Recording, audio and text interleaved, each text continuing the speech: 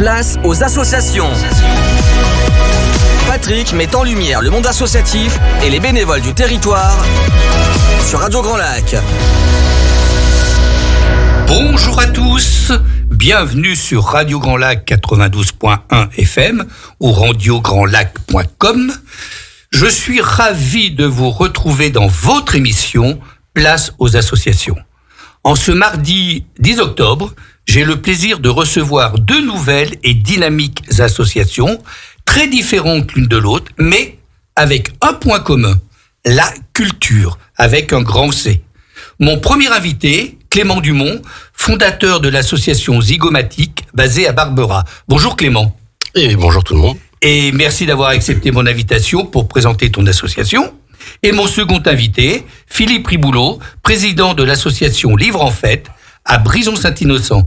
Merci Philippe pour ta présence parmi nous. Bonjour à tous. Mais avant de rentrer dans le vif du sujet, je vous propose, chers auditeurs, d'appeler la marraine de notre émission, Jeanne Nègre, directrice de PSA, pôle soutien associatif, pour sa chronique. Bonjour Jeanne. Bonjour. Bien, quelques conseils que tu vas nous donner aujourd'hui. On t'écoute. Merci. Alors, à l'occasion de ce mois d'octobre et du lancement des campagnes de subvention d'un certain nombre de collectivités, il nous a paru intéressant avec Patrick de s'arrêter sur quelques conseils à destination des associations souhaitant déposer un dossier de subvention. Au centre de ressources et d'information des bénévoles de PSA Savoie, on entend en effet souvent des bénévoles qui vont nous dire aujourd'hui, il faut un bac+5 pour déposer une demande de subvention, avec la rédaction d'un projet, la définition d'indicateurs, la construction d'un budget prévisionnel ou encore parfois la maîtrise d'une plateforme numérique pour faire le dépôt de la demande. C'est pas toujours simple quand on est bénévole de s'y retrouver.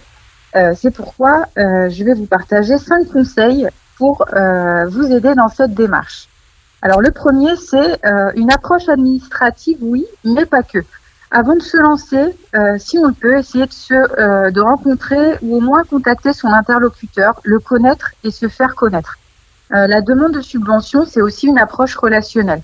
C'est essentiel déjà de bien se repérer dans le paysage des financeurs, de savoir qui va financer quoi entre l'État, les collectivités et au sein même d'une institution. Et puis connaître et se faire connaître est essentiel pour pouvoir présenter, défendre un projet oralement, au-delà d'un formulaire, un papier, et puis pour pouvoir des fois éclaircir les critères d'éligibilité. Ne rédigeons pas des projets pour rien, parce que le but quand même quand on est bénévole, c'est aussi de pouvoir se concentrer sur le projet. En deuxième conseil, c'est aussi peut-être d'avoir une approche collective. La rédaction du dossier, elle n'incombe pas qu'au président ou à la présidente. Et puis de plus, le projet doit s'inscrire dans le projet de l'association et le mieux, c'est qu'il ait pu être partagé collectivement et construit à plusieurs. Il ne faut pas hésiter à s'appuyer sur les différentes compétences des bénévoles, qu'elles soient administratives, rédactionnelles, financières, et puis ne pas hésiter à se faire relire aussi par une personne extérieure. Il faut essayer de se mettre à la place de celui qui va le lire et qui va finalement avoir de nombreux dossiers.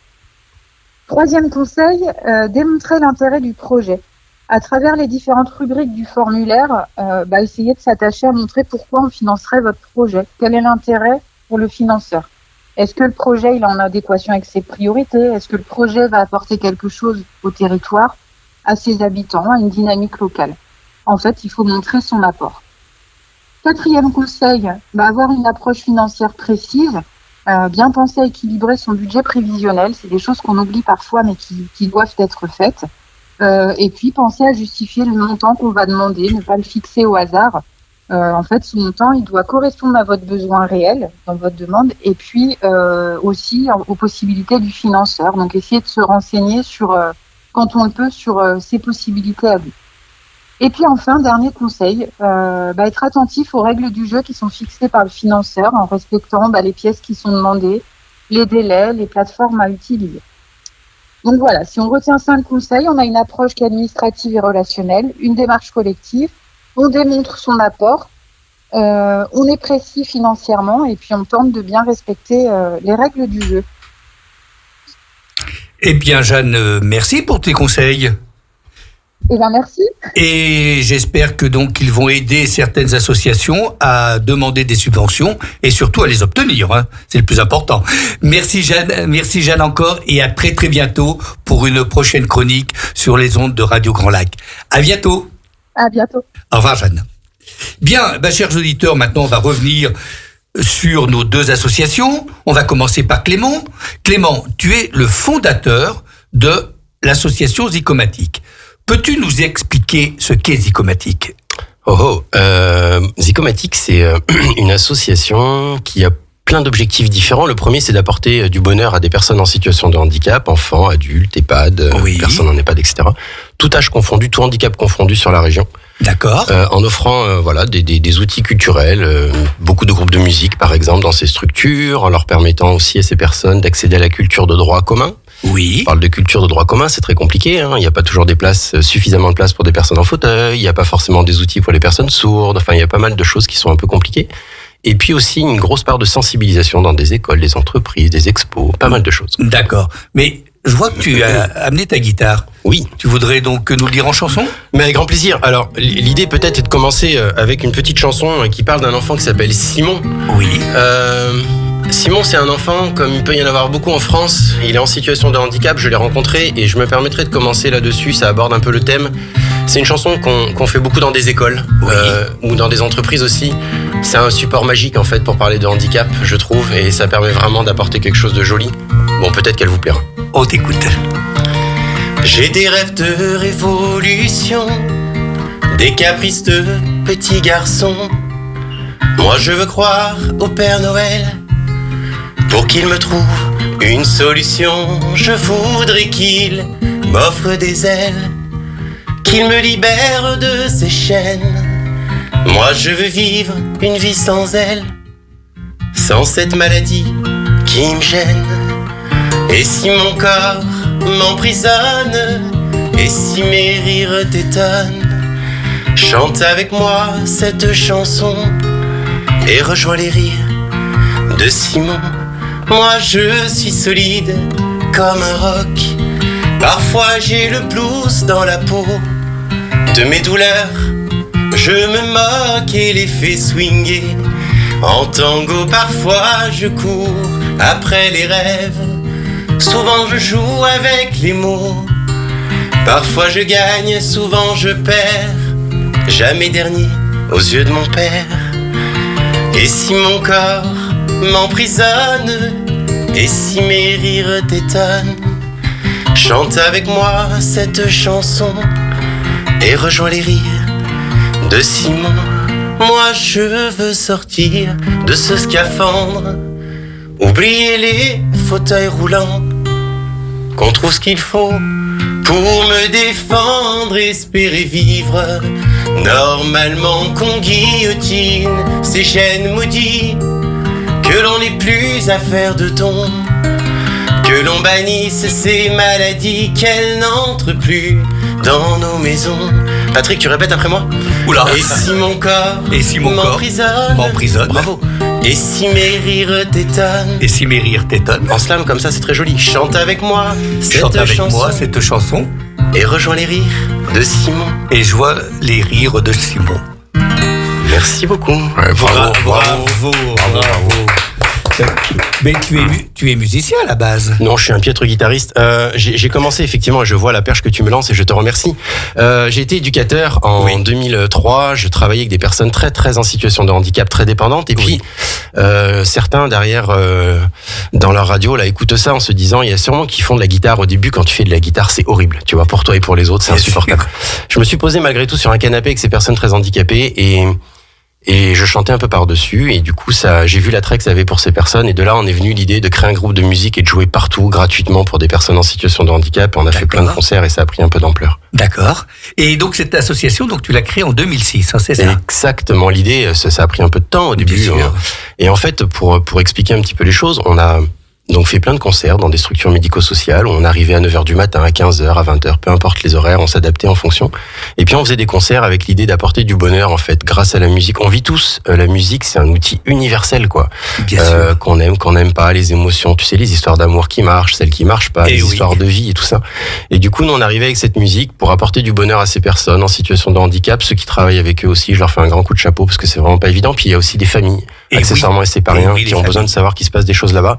Et puis voilà, de fil en aiguille, on a levé des fonds et on offre plein de projets maintenant. D'accord. Et alors pourquoi zygomatique ? Ah, merci d'en parler. Souvent, les gens font l'amalgame avec zygomatique, qui sont les muscles du sourire. On n'en veut pas. Oui. On leur en veut pas, ces gens-là. Nous, on a voulu apporter du sourire grâce à la musique au début. Donc, la contraction de la musique, c'est la zik. Et on avait appelé ça zygomatique, avec l'idée d'apporter du bonheur et du sourire à des personnes handicapées, à la base, en tout cas, grâce à la musique. D'accord. Et alors, concrètement, je dirais une année de Clément Dumont, c'est quoi ? Waouh, t'es prêt ? T'as le temps ? Oui, j'ai le temps. Non, une année de l'association Zygomatique, surtout parce que là, c'est moi qui suis derrière le micro et je te remercie de m'inviter, mais j'ai par exemple Thierry qui est bénévole et qui est avec moi dans le studio. Et c'est super. Il y a des gens qui travaillent avec nous, Karine, Céline, il y a plein de bénévoles, on est très nombreux, donc je me fais que le porte-parole d'une association. Une association comme Zygomatique, ça représente l'année dernière plus de 70 000 euros de projets financés pour des personnes handicapées dans des structures, par exemple. D'accord. Ça représente des places pour Musilac. On a notre estrade à Musilac. On est super fiers de ça. On adore ça parce que ça permet d'accueillir des personnes avec un handicap mental, psychique, physique, peu importe, en fait, des êtres humains en difficulté et leurs accompagnateurs. Oui. Ça représente des interventions dans des entreprises un peu partout en France aujourd'hui pour parler de handicap. D'accord. Ça représente 5000 enfants sensibilisés gratuitement dans les écoles de la région. C'est très important pour nous parce que tu sais, c'est eux plus tard qui vont porter un regard sur le handicap. Et on le fait en chanson. Bien sûr. On a des expositions, enfin voilà, on a tellement de choses. Et puis un festival aussi, plein de trucs. Bien et sûr. Un café associatif. Voilà, on va en reparler. Exactement. Donc en fait, au niveau donc de la sensibilisation, donc tu vas au niveau de toute la région Rhône-Alpes, Auvergne-Rhône-Alpes, donc dans les écoles, sensibiliser les enfants, et je crois même jusqu'au BTS. Hein. Du CP au BTS à peu près. D'accord. Et là, donc tu leur parles donc en chanson, bien sûr. On finit toujours en chanson. Alors, ce qui est assez rigolo, c'est qu'on apporte un témoignage et je fais la même chose en entreprise, bien sûr, mais avec des mots un peu plus différents et une intonation différente. Oui. L'idée, c'est de s'adapter au public, mais on va parler de myopathie, d'autisme, de trisomie, de handicap invisible, accessoirement. Et vos auditeurs sont très intelligents, le savent déjà, mais 80% des handicaps sont invisibles, donc on rencontre tous les jours des gens handicapés. D'accord. On parle aussi, et c'est très important pour nous, de valoriser les personnes en situation de handicap, la notion d'handicapable. Tu sais, ces gens absolument incroyables qui font des trucs magiques et qui sont très handicapés et qui parfois font des trucs plus incroyables que nous. Et on finit effectivement en musique. On se retrouve des fois avec 300, 400, 500 gamins pour chanter cette chanson entre autres et d'autres. D'accord. Et c'est un outil absolument incroyable de pouvoir permettre c'est des petites graines. On sème des petites graines de sensibilisation. D'accord. Et disons, le résultat concrètement, est-ce que comment ils réagissent les jeunes ? Écoute, le dernier exemple en date, et ça me fait penser à quelque chose, j'ai eu un jeune qui m'a coupé la parole à un moment et c'était très bien parce que j'adore quand on coupe la parole et qu'on me pose des questions. Et il me dit, tu parles tellement joliment du handicap que ça me donne envie d'être handicapé. Je trouvais ça absolument incroyable. Et j'ai trouvé ça très rigolo comme phrase. En tout cas, il faut le prendre avec beaucoup de bienveillance et de recul. J'ai aussi un enfant, il y a pas longtemps, qui m'a dit, ça j'avais gagné ma journée, qui me disait merci de m'avoir expliqué que le handicap n'était pas contagieux. Voilà. Et du coup, je pense qu'en sensibilisant les enfants, parfois on éduque des parents. C'est un peu particulier à dire comme phrase, mais c'est un peu ça. Et du coup, ce qui est joli, et on a aussi un témoignage très joli la dernière fois, on était à Challes-les-Eaux. J'ai une maman qui m'a envoyé un petit message au nom de l'association nous disant merci pour cette journée parce que mon enfant est revenu le soir, on a parlé de handicap de façon très jolie, très concrète. Oui. Et du coup, je crois qu'on avait gagné une petite graine de sensibilisation qui allait germer après, quoi. D'accord. Et tu me disais même que tu avais des jeunes qui souhaitaient ou des parents venir faire un stage. Mais oui, ça c'est le côté magique au festival qu'on organise. On a un festival inclusif et solidaire et je lui fais un grand coucou à Alicia. On a une jeune demoiselle de 16 ans absolument incroyable. Et cette demoiselle se retrouve dans le public et avec des personnes en situation de handicap pour le coup à côté d'elle. Et elle avait un petit peu d'appréhension au début quand on connaît pas le handicap. Tout le monde a des appréhensions d'être maladroit, d'être trop empathique, triste. On a tous des appréhensions.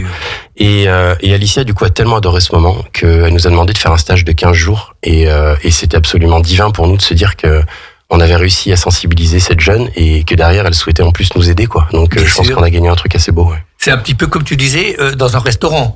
Et Zygomatique, pour moi, c'est comme un resto. Tant que t'as pas goûté dans un restaurant, tu peux pas en parler, quoi. Et je trouve que c'est bien d'en parler, mais venir le vivre avec nous, et c'est pour ça qu'on a tous les outils de café culturel, etc. Oui. Vivre ces moments avec nous, repartir avec des poils qui se dressent, avec une petite remise en question aussi sur soi, de se dire, ouais, il y a quand même des gens qui sont quand même particulièrement handicapés et qui ont l'air super heureux. Et nous, dans notre quotidien, on peut avoir un peu de chance aussi de temps en temps. Et ça remet des fois un peu à sa place. Et je dis ça avec beaucoup de bienveillance, hein, bien sûr. Mais parfois, ça fait du bien de se remettre un peu à sa place dans une société. Et on a une société qui est dure, un monde qui est dur. Oui. Et apporter un peu d'engagement. Et les associations, on est dans une émission sur les associations. Merci aux associations de rendre le monde meilleur avec les bénévoles parce qu'on en a grand besoin, quoi. Bien sûr.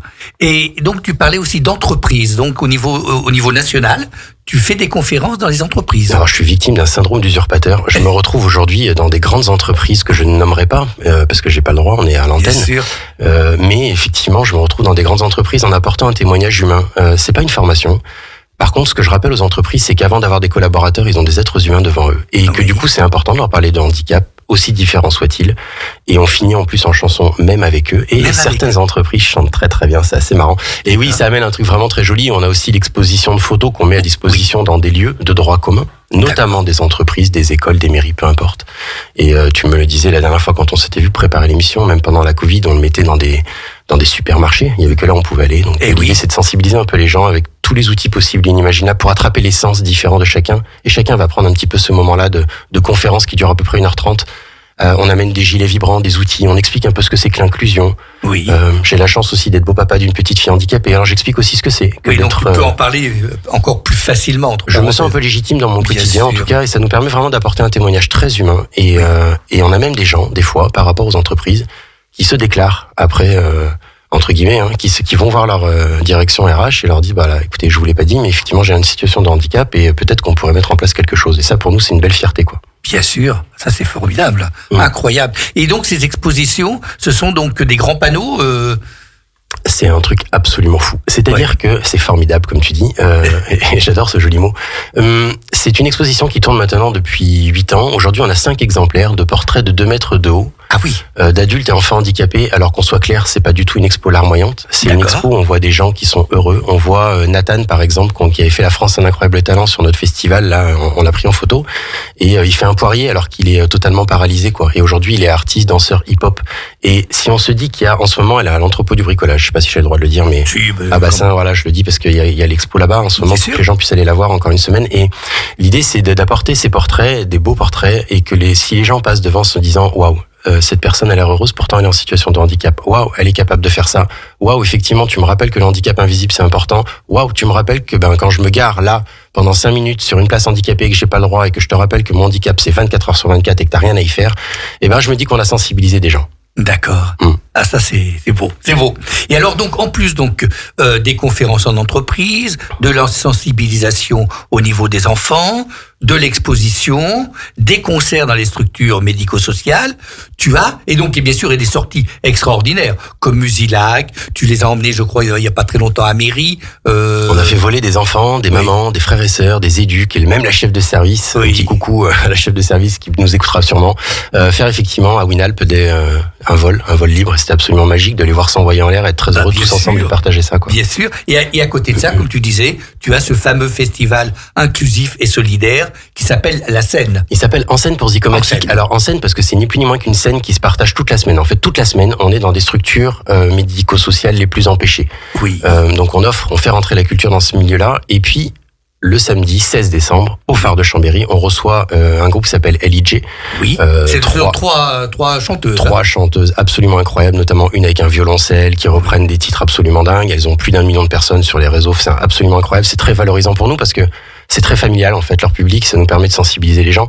Et du coup, on va être aussi sur scène. Je vais être sur scène avec des artistes comme Ricky James, Manon Werner, Romy, qui vont chanter avec des personnes en situation de handicap. Et on a aussi Gaël Gypsy qui va reprendre plein de titres en mode gypsy, ça va être très beau. Et il est inclusif parce que nous mettons à disposition des gilets vibrants pour des personnes sourdes et malentendantes. Alors c'est quoi des gilets vibrants exactement ? C'est un concept assez incroyable. Ce sont des gilets qui sont reliés sans fil, qu'on prête d'ailleurs. Alors je le redis, je lance un appel. Si un jour vous avez besoin de gilets vibrants, vous appelez Zygomatique, on vous les prête. On en a 5, ça coûte un bras, les gens peuvent pas forcément s'en acheter. On veut pas qu'ils restent dans notre garage. Donc là ils vont partir à la fête des Lumières, on les a prêtés à Musilac, on les a prêtés au Palace d'Annecy, on les prête partout. D'accord. Et l'idée c'est de proposer à une personne sourde et malentendante d'être moins en situation de handicap. Aujourd'hui, une personne sourde qui va dans un concert ne ressent pas la vibration ou le rythme. Et ben nous, avec ce gilet, on lui permet simplement de ressentir le même rythme que toi et moi. Ah oui. Et donc du coup, ça enlève une petite situation de handicap quand même. Un exemple tout bête, si, et j'en profite d'avoir cet auditoire, si dans tous les cinémas il y avait des sous-titres, les personnes en situation sourde ne seraient pas en situation de handicap pour aller au cinéma. D'accord. Et on s'adapterait. On a aussi 60 places pour des personnes en fauteuil, devant la scène, en carré or, en gros.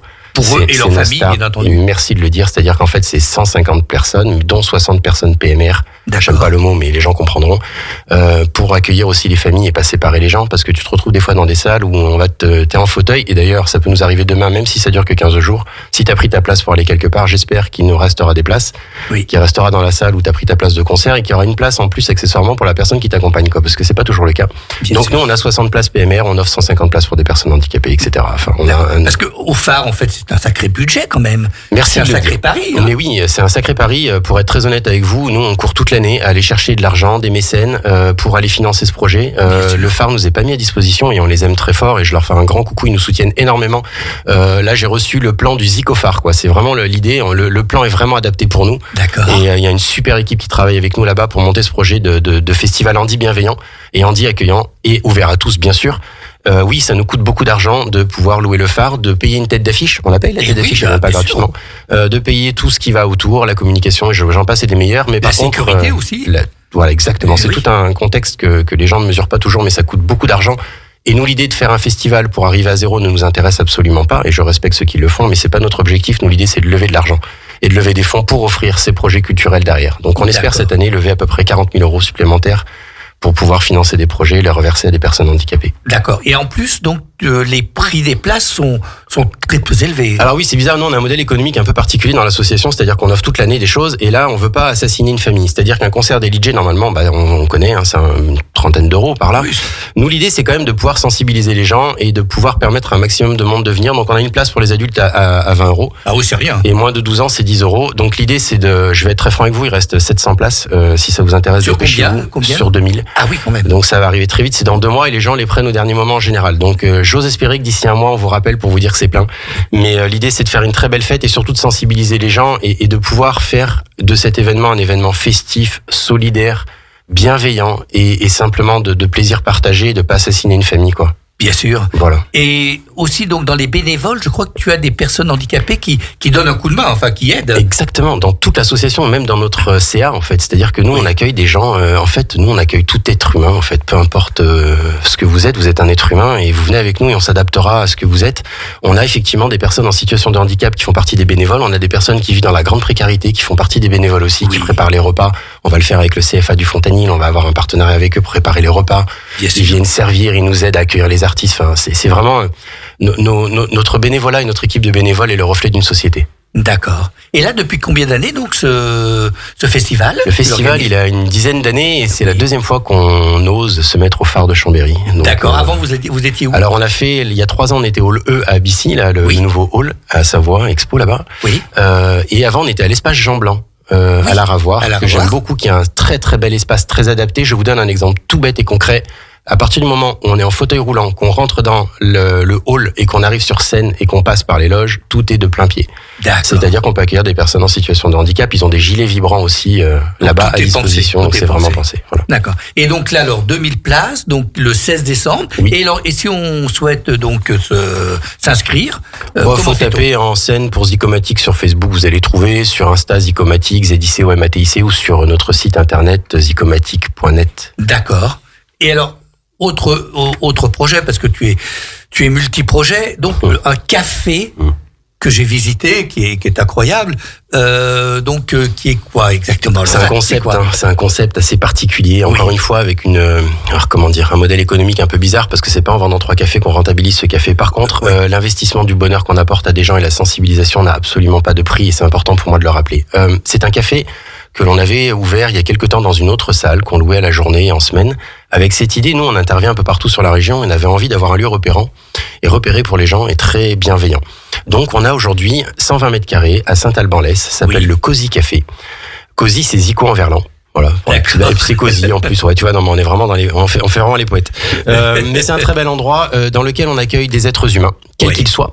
des personnes qui sont pas handicapées, bien sûr, et puis aussi des personnes handicapées avec des outils. On a les gilets vibrants, on a des casques anti-bruit pour les personnes sourdes, on a des verres à découpe nasale, on a des outils de macathon, des outils de pictogrammes, enfin on a vraiment des outils particuliers, c'est-à-dire que normalement n'importe quelle personne handicapée peut venir sans être embêtée et partager un temps avec des gens qui sont pas en situation de handicap, notamment avec des outils de culture. On fait des concerts, on fait de la sophrologie, de la peinture, des ateliers de premiers secours, on fait un peu tout et n'importe quoi, je dis n'importe quoi en étant très rigolo, mais on peut tout mettre en place à partir du moment où ça permet aux gens de se rencontrer. On a même des entreprises qui viennent faire des petits déj ou simplement partager des ateliers aussi, enfin c'est ouvert à tous, vraiment. Incroyable. Et depuis quand il est ouvert ? Alors là, ça fait 4 mois qu'on a ouvert à Saint-Alban et il a 1 an. Ce projet, il a 1 an. Oui. Donc on vient de se rendre, on a eu 100 adhérents de plus là récemment. On a un peu plus de 1200 adhérents sur le café. C'est absolument incroyable. On a une adhésion qui coûte que 5 € sur l'année. Et après, vous pouvez vous inscrire par mail et participer aux ateliers. On vous demande rien de plus. Et vous pouvez même venir, je le dis aux gens qui sont derrière la radio, qui écoutent, vous pouvez même venir vous asseoir sur un canapé ou sur une chaise sans consommer. Nous, ça nous va, il n'y a pas de souci. Vous pouvez prendre votre bouquin, venir avec votre Dauphiné si vous voulez, ne rien faire, discuter avec des gens, simplement être dans un endroit chaleureux. En ce moment, il y a une exposition de Jessie, qui est un jeune artiste autiste, qui fait des tableaux absolument magnifiques. On vend les brioches aussi en ce moment, tu sais, pour l'opération de la PE8 Chambéry, c'est important. On a aussi mon Carédou qu'on vend. Voilà, le Carédou, voilà, aussi, de Vanessa. Enfin voilà, on essaye d'avoir un endroit qui soit ouvert à tous, accessible à tous, et encore une fois, dans lequel on partage juste du temps de bien-être et de l'humanité pure. D'accord. Et si on se projette dans les années qui viennent ? Alors notre rêve, et ta collègue tout à l'heure de PSA par qui on passe aussi, Exicomatic, qui font un super travail, merci à eux. Oui, il faut aller chercher de l'argent. Il faut aller chercher de l'argent. Nous, on a très peu de subventions publiques, pour être très sincère avec vous. On va chercher des partenaires privés, beaucoup. On essaye avec nos actions aussi de lever des fonds. Donc, on est en recherche de partenariats, bien évidemment, de pouvoir trouver des mécènes. Plus on aura d'argent, plus on pourra financer des projets, plus on pourra dupliquer le projet de café. On a des demandes. Très honnêtement, par rapport à l'association et sur la globalité de ce qu'on fait, on a des demandes tous les mois de pouvoir le dupliquer en France. On a faute d'argent, on peut pas évidemment le faire. Faudrait vraiment des sommes astronomiques. Mais on essaie déjà de le faire bien comme on peut. Et si on rêve, on aimerait dupliquer le festival en Haute-Savoie, le dupliquer en Isère, faire plein de choses. Mais pour ça, il faut un paquet de sous. Je m'en doute. Tu vas peut-être nous dire par une chanson. Mais oui. Les prochains projets, peut-être ? Exact. Alors, au-delà de projets, peut-être cette notion d'engagement dont on parle dans les associations. Oui. Moi, j'ai eu la chance de m'autoriser pendant 2 ans d'être au chômage. J'ai quitté mon travail d'éducateur pour me consacrer qu'à l'association parce que j'en faisais trop en plus et c'était trop compliqué. D'accord. Et j'en ai fait une petite chanson qui s'appelle « On se dit souvent ». Tu sais, ces gens, et peut-être on en fait tous partie, je pense, qui disent dans une autre vie, j'aimerais bien faire ci. Dans une autre vie, j'aimerais bien faire ça. Et on le fait pas. Mais on n'ose pas. Donc, si j'ai un message à passer très prétentieux, osez, vivez de vos rêves et lâchez-vous. À part prendre le risque d'être heureux, je pense qu'en soi, il y en a pas d'autre, quoi. D'accord. Et je te remercie pour ton invitation bienveillante et ton sourire et tout. Tu es formidable, comme tu dis. Merci, Clément.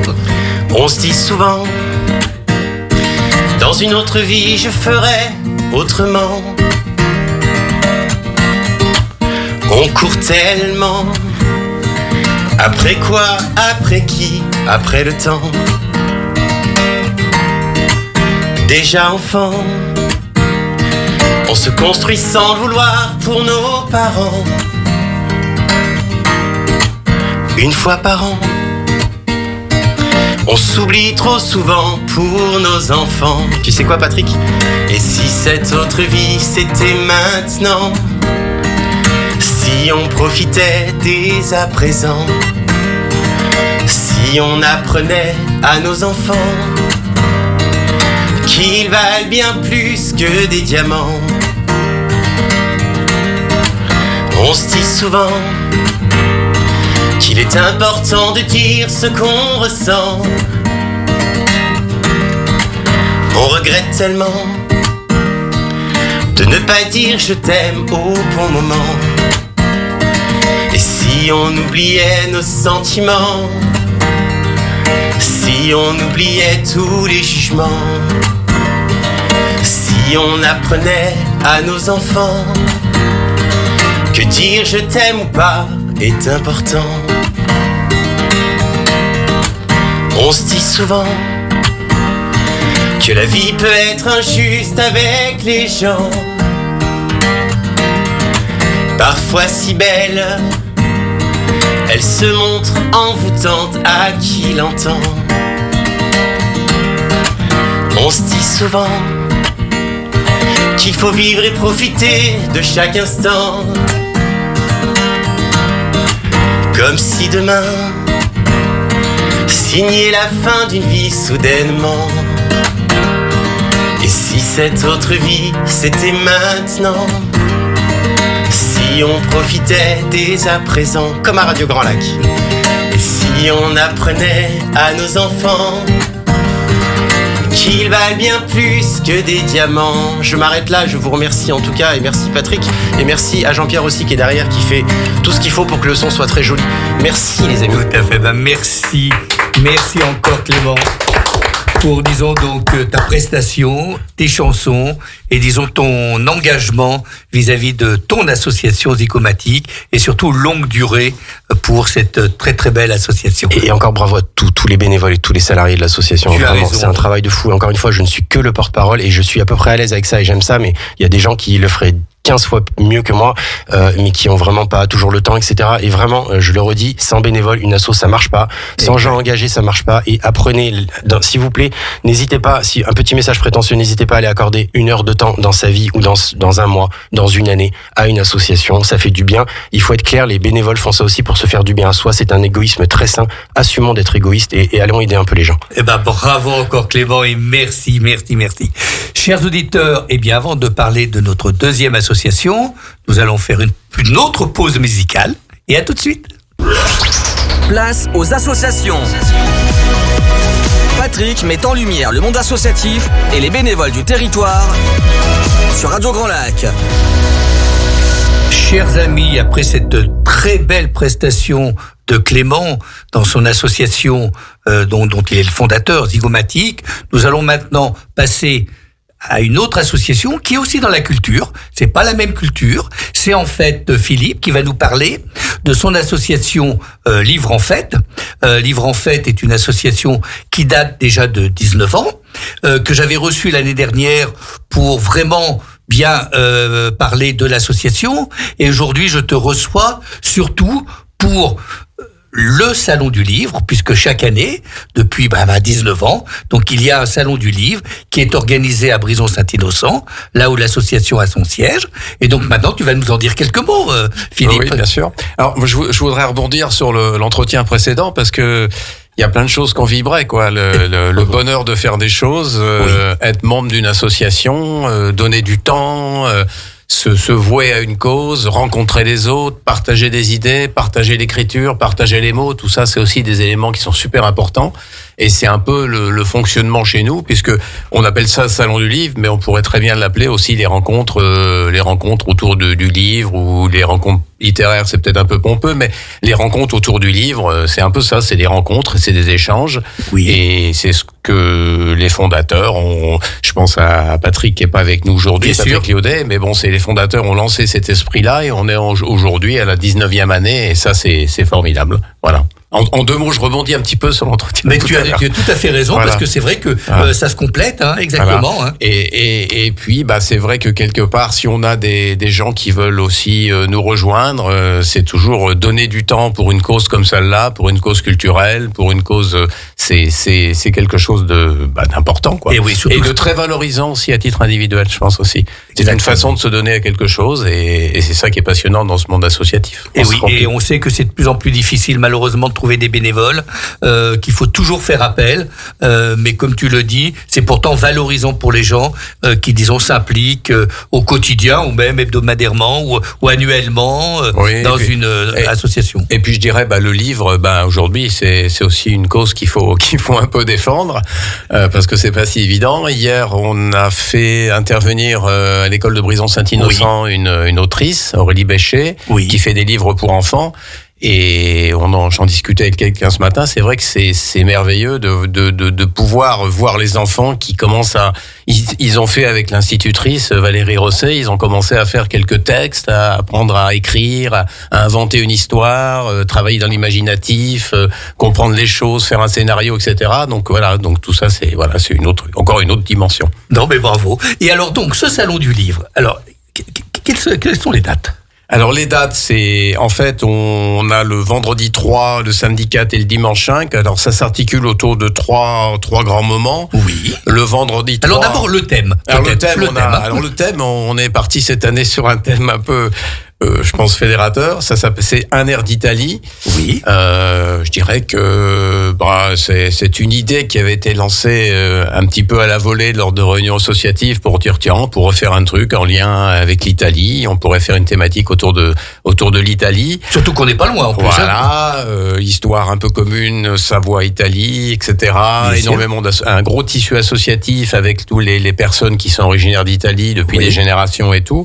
Et puis c'est parti comme ça. Et puis on a eu l'occasion de rencontrer donc une autrice quand même renommée qui s'appelle Simonetta Greggio. Oui. Et Simonetta, on l'a rencontrée dans une petite librairie franco-italienne à Chambéry qui s'appelle L'Accent qui chante. Oui. Petite librairie qui participera d'ailleurs au salon, qui sera présente avec nous. Flavia sera présente avec nous. Et donc on a sympathisé, je dirais, avec Simonetta qui a accepté de venir nous rejoindre donc au mois de novembre à Brison. Bon, très bien. Alors donc, sur les 3 jours, alors les 3 jours, le vendredi soir, on a donc c'est une habitude. Comme je le disais souvent aux membres de l'association, on commence par faire la fête avant de faire le salon, mais c'est très bien. Donc on a une soirée cabaret le vendredi soir. Oui. On reçoit donc un musicien italien qui va nous donner, avec son guitariste, qui va nous faire le répertoire d'Adriano Celentano. Ah bien. Donc ça va être plutôt très animé, etc. Donc on va rentrer autour de cette festivité le vendredi soir. Le samedi, nous avons comme à l'accoutumée, Dédé le jardinier qui vient nous faire une conférence à 14h donc à la salle d'Espine. Il nous la fera en italien ou en français ? Il la fera en Pardon, il la fera en français. D'accord. Sous-titré en italien. on peut toujours essayer. Oui. Voilà. Et puis le soir, nous avons un grand moment avec Simonetta Greggio, autour d'une thématique qui va s'intituler l'Italie de la Dolce Vita à nos jours. Simonetta Greggio a écrit une trilogie, un ensemble de livres en fait sur c'est une sorte de critique un petit peu de la sociologie italienne qui est pas sans qui a des points assez forts, et je pense qu'elle va nous faire une intervention quand même qui sera pas la Dolce Vita au sens où on peut l'entendre aujourd'hui. Voilà. D'accord. Je peux m'exprimer ainsi. Donc ça sera animé. Ça sera, je pense, animé. Et puis le dimanche 5, donc c'est donc le salon, une trentaine d'auteurs, alors qui sont pas tous sur le thème d'un air d'Italie, parce que on n'a pas pu retenir toute l'Italie entière. Bien sûr. Mais on a, disons, 7 sur les 30 auteurs, il y en a à peu près 7 qui ont écrit sur l'Italie, qui ont des origines italiennes. Dont un qui vient d'Italie. Et donc, on a un auteur, c'est Piero Lotito, qui nous vient d'Italie, effectivement, qui parle pas français d'ailleurs, et qui a accepté de nous rejoindre, et qui vient présenter ses ouvrages. D'accord. Voilà. Et alors, vous avez aussi, je crois, une expo photo. Alors, on a une expo photo, on a un photographe, quelqu'un qui travaille dans le monde de l'édition, dans une école liée à tout le monde de l'édition et du livre, et qui va nous présenter une expo qui s'appelle Dans l'œil de Naples, et qui est une expo noir et blanc en fait. D'accord. Et qui montre un petit peu des aspects un peu, comment dire, un peu intérieurs à la ville de Naples, qui est pas, c'est pas une exposition touristique, mais c'est une exposition très qualitative en matière de photo. D'accord. Et y a-t-il aussi un rayon jeunesse ? Alors, nous avons parmi les auteurs, alors je n'ai pas le nombre sous les yeux, mais il y a à peu près 5 ou 6, il y a 6 auteurs jeunesse, dont Aurélie Béchet, qui a fait la prestation donc à l'école, et qui est édité à La Fontaine de Siloé. Voilà. D'accord. Et qu'est-ce qu'il y a d'autre encore ? Eh bien, je crois qu'il y a la vente de plats italiens. Alors, plats, c'est peut-être un grand mot. Il y aura au moins du limoncello.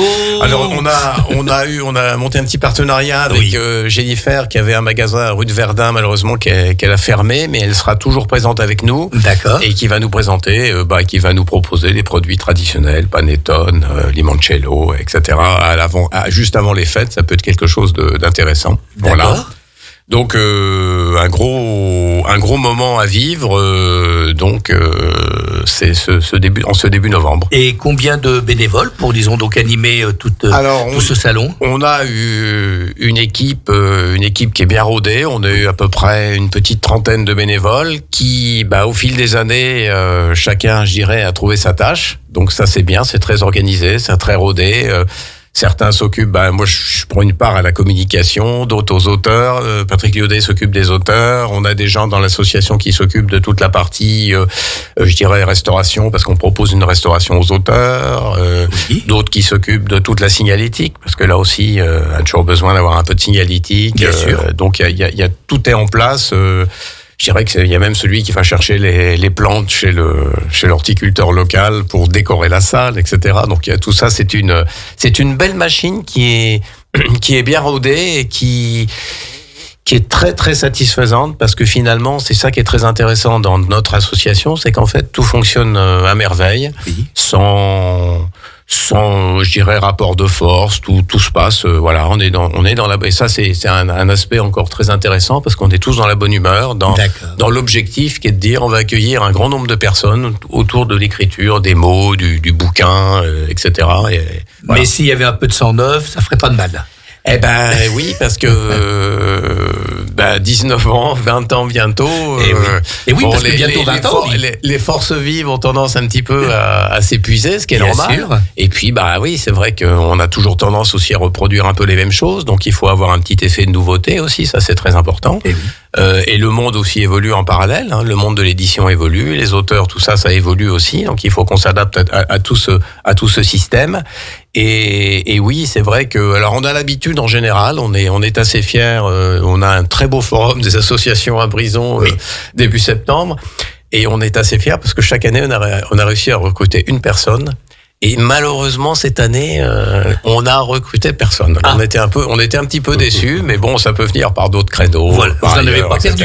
Non. Bon, non, donc vous êtes toujours à 30, mais bon, si on peut appeler quelques bénévoles supplémentaires, ça fait pas de mal. Ouais, c'est bien, parce qu'il y a des personnes un petit peu qui, c'est la vie, hein, qui vieillissent un peu, et qui sont moins disponibles, qui ont d'autres soucis, donc voilà.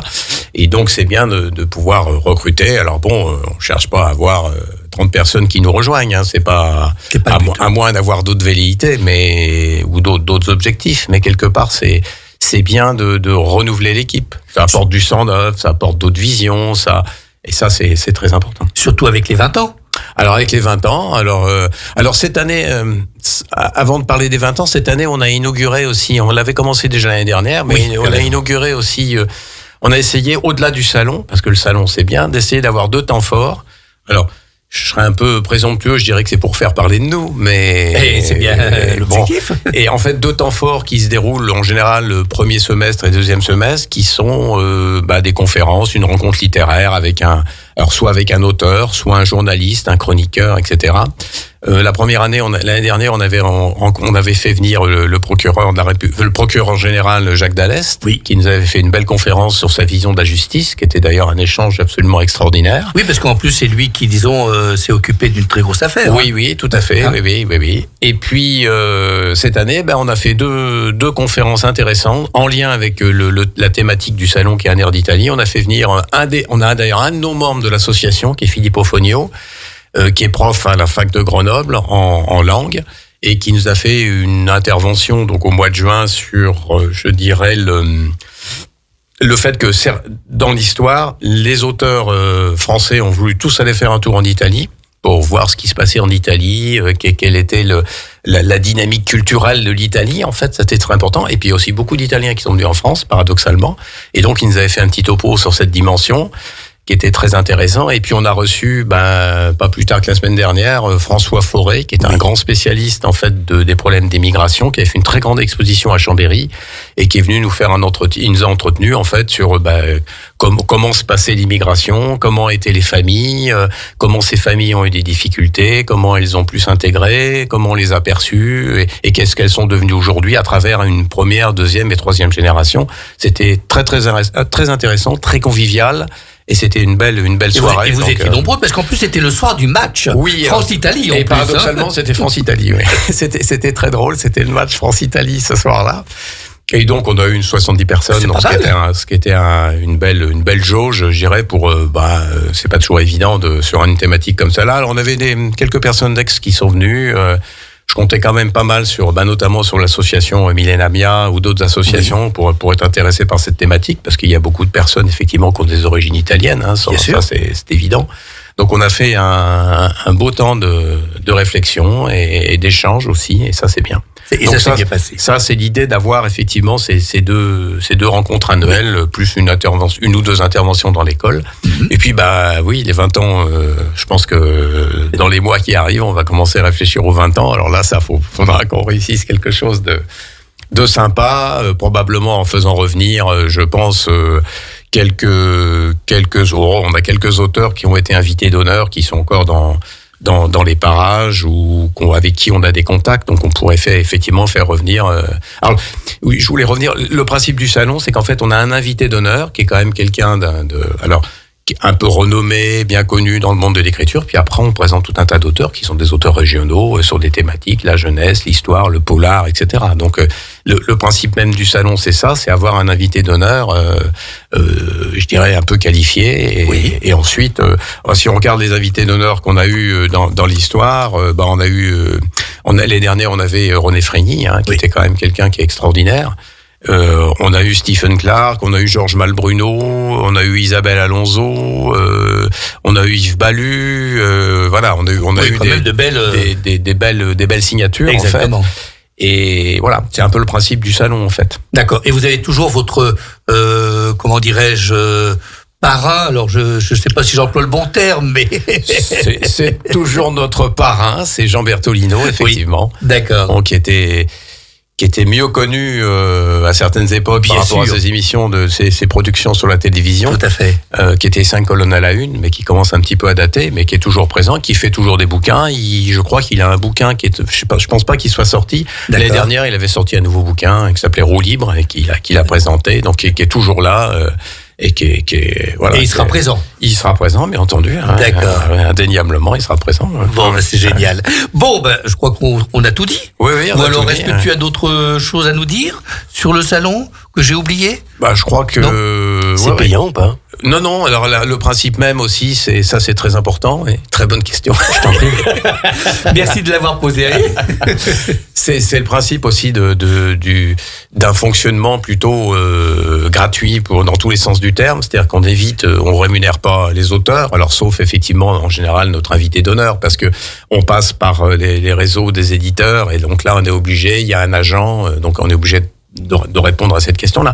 Mais sinon, le principe même, c'est l'entrée est gratuite pour tout le monde, le spectacle est gratuit, tout est gratuit. Donc c'est vrai que c'est bien l'idée d'avoir quelque chose où on vient, quoi. On est content de venir, on rentre, on est dans le système et On partage. On partage, etc. C'est vraiment l'idée de la rencontre. Bravo. Ça, c'est très très important pour nous. Alors on pourrait effectivement mettre une entrée symbolique, mais pour nous, ça aurait pas de sens. Budgétairement, on s'en sort plutôt bien. On est aidé par le réseau Savoie Biblio du conseil départemental, des deux départements là, la commune, et puis on a un certain nombre de sponsors qui nous aident, sponsors locaux. On arrive on a un budget qui finalement nous permet d'équilibrer sans problème l'opération. Donc c'est bien comme ça. Alors, on n'a aucune raison de faire payer une entrée, que ce soit pour le spectacle ou autre. Ça rend la culture plus accessible. Mais oui, mais c'est quand même, c'est vraiment l'état d'esprit qu'on a à travers ça.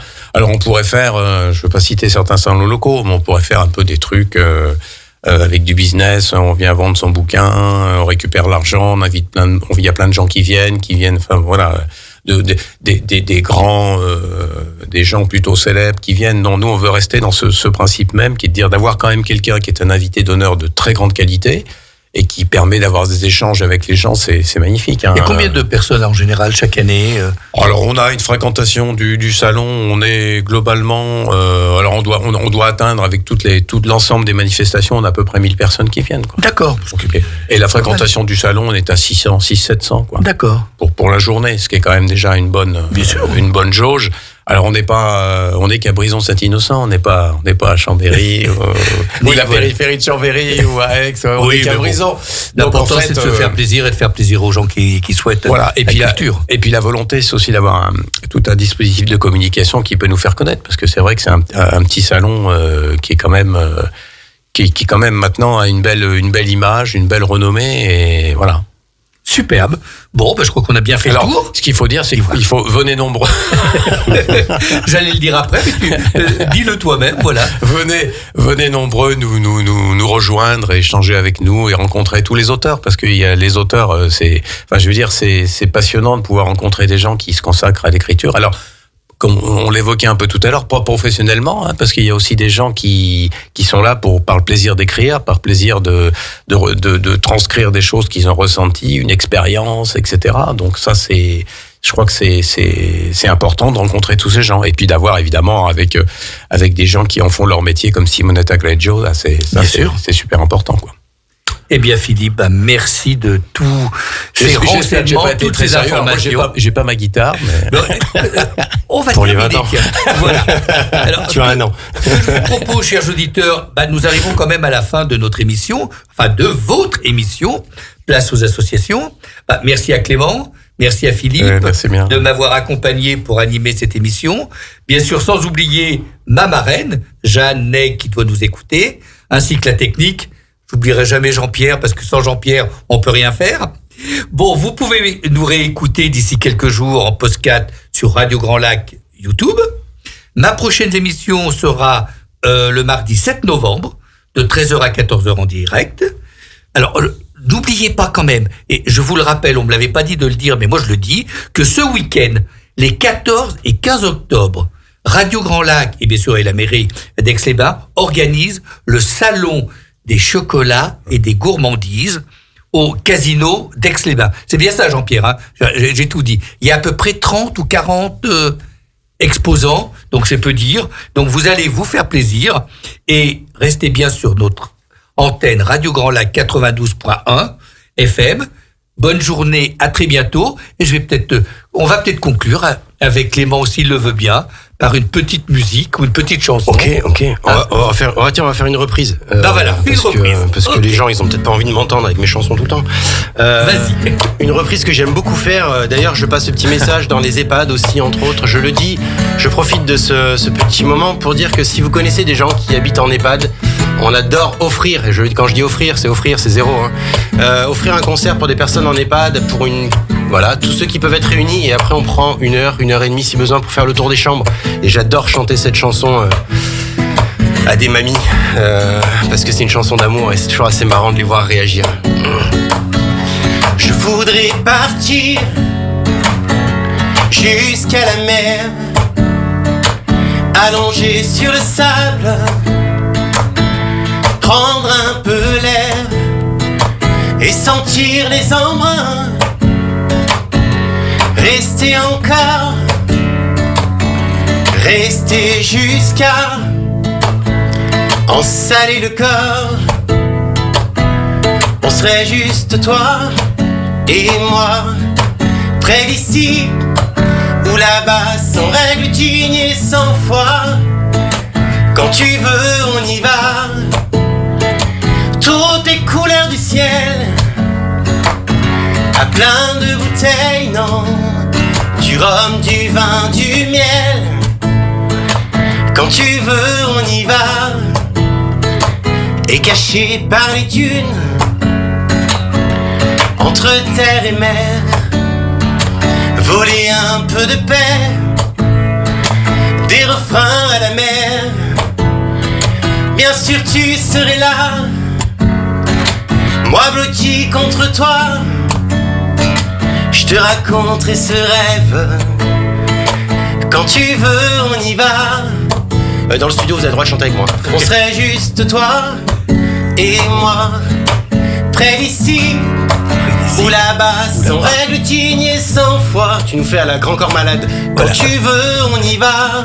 Où tu veux, on y va. Toutes les couleurs du ciel. Très bien, Patrick. Toutes les couleurs du ciel. À plein de bouteilles, non, Du rhum, du vin, du miel. Du rhum, du vin, du miel. Quand tu veux, on y va. Quand tu veux, on y va. Et si on vit caché, si on vit d'années, et si le temps se compte, on frustre nos hontes. Là-bas tu peux mentir, là-bas tu peux tricher, là-bas on peut salir, là-bas on serait juste toi et moi. On serait juste Près toi et d'ici, moi. Lâche-toi, ou là-bas, Ou là-bas. sans règle digne et sans foi. Vas-y Patrick, lâche-toi. Je vais me lâcher. Toutes les couleurs du ciel, Toutes les couleurs du ciel. à plein de bouteilles, non. Plein de- Du rhum, du vin, du miel. Du rhum, du vin, du miel. Quand tu veux, on y va. Quand tu veux, on y va. Je profite de ce moment de vous prendre en otage pour te remercier Patrick, parce que tu nous as reçus avec beaucoup de bienveillance et je sais que ça demande beaucoup de travail aussi de préparer une émission. Ça paraît pas comme ça quand on est derrière le micro, mais il y a un gros boulot et on est plutôt fiers d'être reçus par des gens qui se sont renseignés sur nous, qui prennent le temps de faire les choses, et franchement c'est aussi une façon de valoriser les associations. Alors un grand bravo parce que tu as même pris le temps de venir nous voir les uns les autres pour te renseigner, et c'est vraiment très qualitatif. Je remercie mon Thierry qui est bénévole avec nous et qui est dans le studio. Merci Sandra qui nous écoute et qui nous accueille avec beaucoup de chaleur. Jean-Pierre, merci mille fois.